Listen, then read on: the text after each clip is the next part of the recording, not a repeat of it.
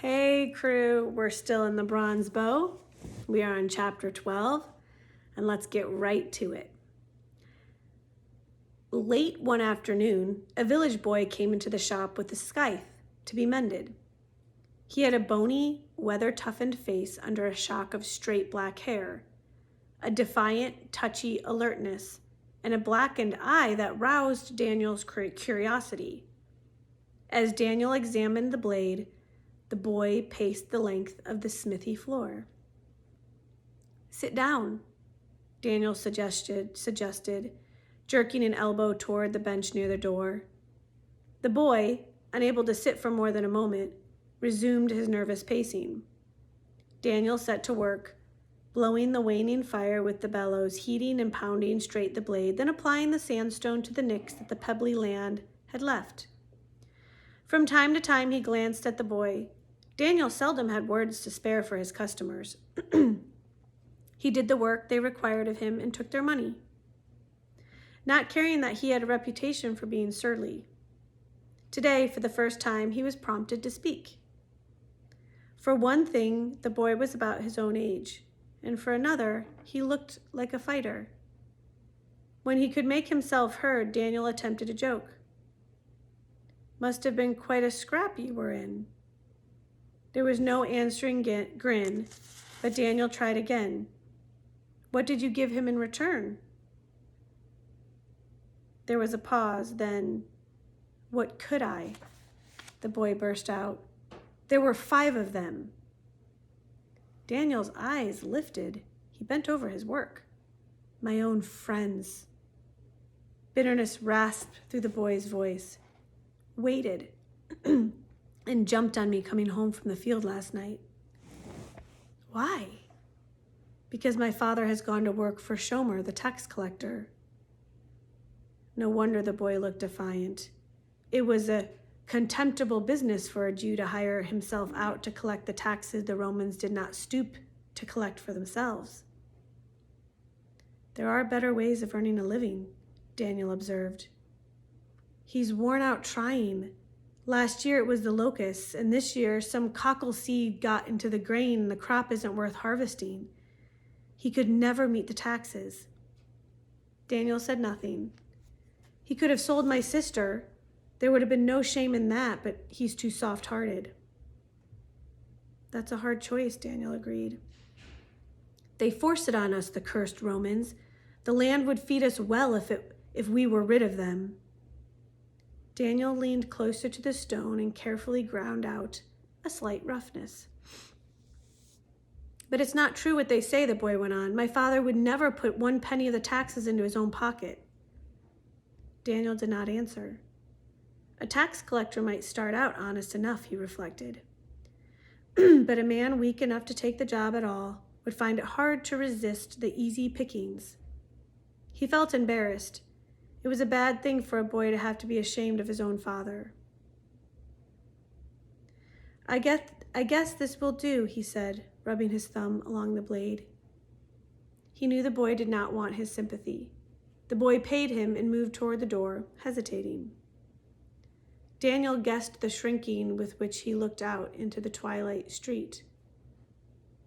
"Any chance they'll be waiting again?" he asked. The boy shrugged, but his eyes looked sick. "Hold on a minute," Daniel suggested. "When I close the shop, I've got to deliver an axe head. We can go along together." "I can take care of myself," the boy flashed. "Oh, I don't doubt that. What's your name, by the way?" "Nathan." "Then come along with me, Nathan. There's something I'd like to tell you about." There was not much use talking, however, to one whose ears were straining for every sound on the dark roadway.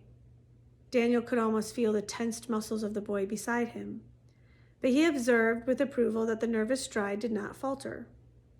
He gave up any attempt to talk and walked on in silence, savoring with keen pleasure the thought of the coming attack. He had not realized how much he had missed this rising prickle of anticipation. The rush came quickly out of the darkness. 6 or 7, Daniel noted, even while his fist sent the first comber sprawling. With a shout of sheer enjoyment, he caught 2 other, one with each hand. In the dark, there was a shriek. "The blacksmith!" A frantic wrench and the sound of tearing cloth, and one of his captives darted off in his tunic, leaving his cloak in Daniel's hand. The other, teeth rattling from a shake and a kick that would be remembered, stumbled after him. Then Daniel stood watching while his new friend dealt efficiently with 2 young attackers. "Not bad," he commented, when the whole pack had slunk into the shadows. "You need to tighten your guard. Now that's over and you can pay attention to what I have to say. How would you like to use those fists of yours for a good purpose?" So Daniel won his first recruit in the village, Nathan, son of the new tax collector. As though Daniel's very eagerness had somehow acted as a signal between them, a few days later Joel walked into the smithy, bringing with him a recruit of his own. "How did you know where to find me?" Daniel demanded, eyeing with curiosity the slender, scholarly boy who accompanied his friend. "I ran into your friend Simon," Joel told him, after just the slightest hesitation. "He told me you were looking out for his shop. He suggested I come to see you." "A good thing," Daniel said. "I was wondering how I could get to Capernaum. There's business enough for 2 men here." He tried to sound matter-of-fact, but he could not keep the pride out of his voice. Joel showed a flattering interest in the shop.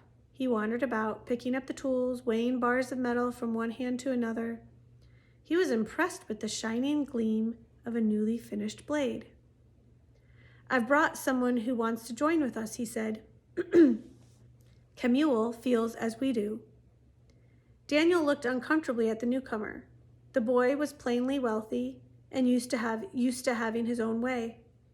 There was an edge of disdain in his voice and in his proud, handsome face. Yet there was something else, too. The new boy whirled suddenly round at him. "Do you mean to fight them?" he demanded. "Or are you playing a game? I came today to see if you are serious." "We are serious," said Daniel levelly. "What right have you to ask?"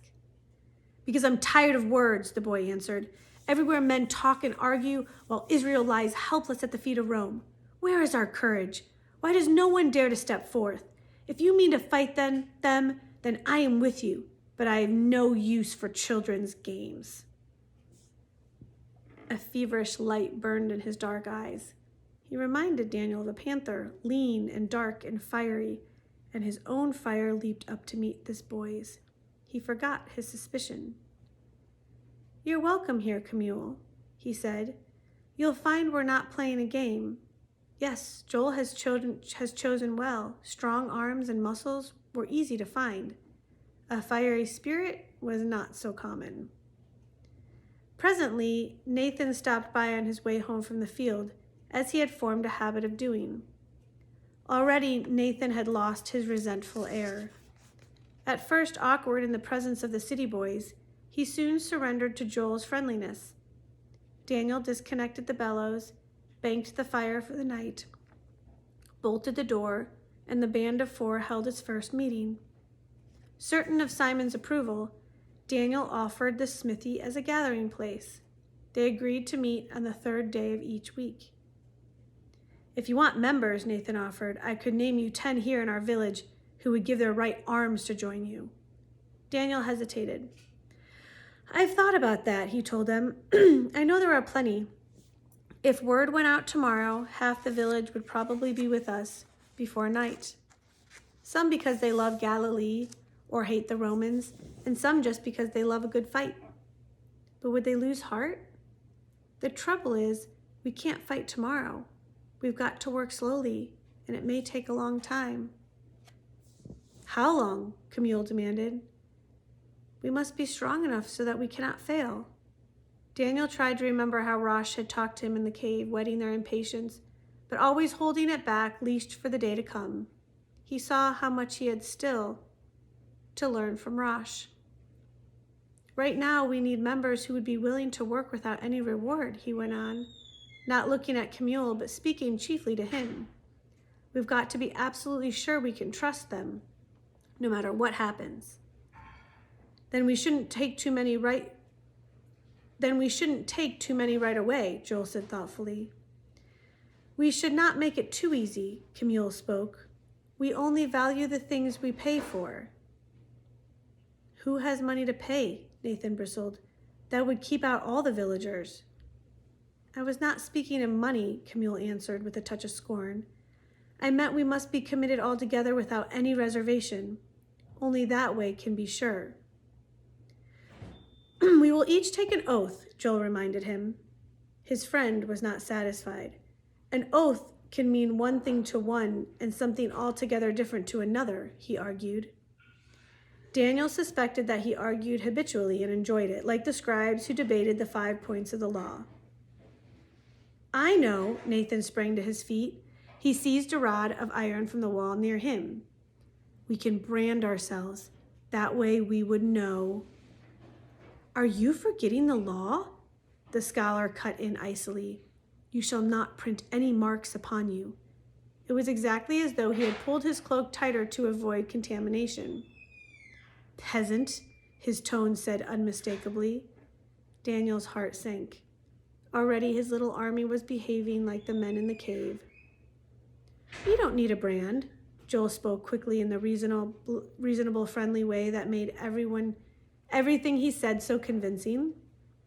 If we choose carefully, we can trust each other. We will carry the sign of the bow in our minds, from the Song of David. He trains my hands for war so that my arms can bend a bow of bronze. That is our password. Within 3 weeks, the 4 members had increased to 7, then to 9, 12, 16. Young men would meet each other on the village streets in the school at Capernaum. Did you ever see a bow made of bronze? They might ask in passing. Or they would drop in at the smithy and pick up a lump of metal. It would make a good bow, they would say. The password gave them pride and pleasure. They were bound together by the sign.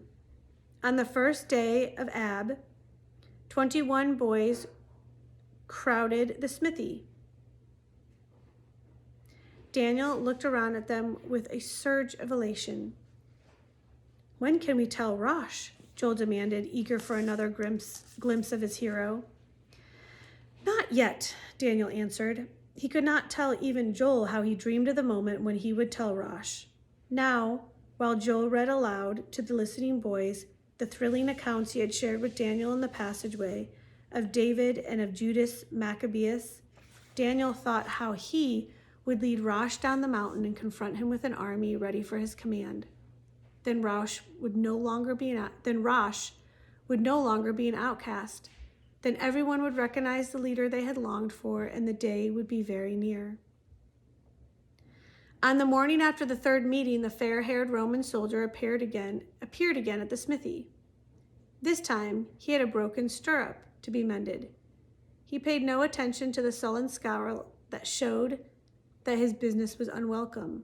He stood, his feet planted well apart in that Roman pose they seemed to learn young, looking deliberately around the shop at the shelves of metal bars, the tools hanging along the wall, the door that Daniel had instantly shut between them, and the inner room.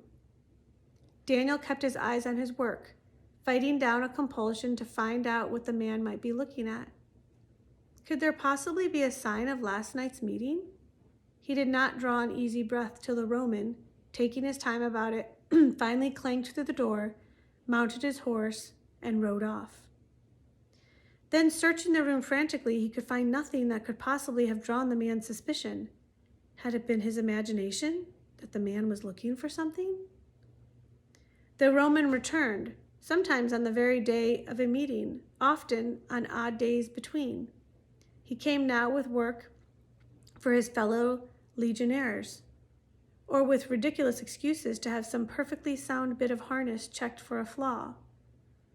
Once or twice, Daniel, hearing the hoofbeats in the street, looked up to see the man riding slowly by his door, and then, almost immediately, so soon the man could scarcely have turned his horse, ride slowly back again.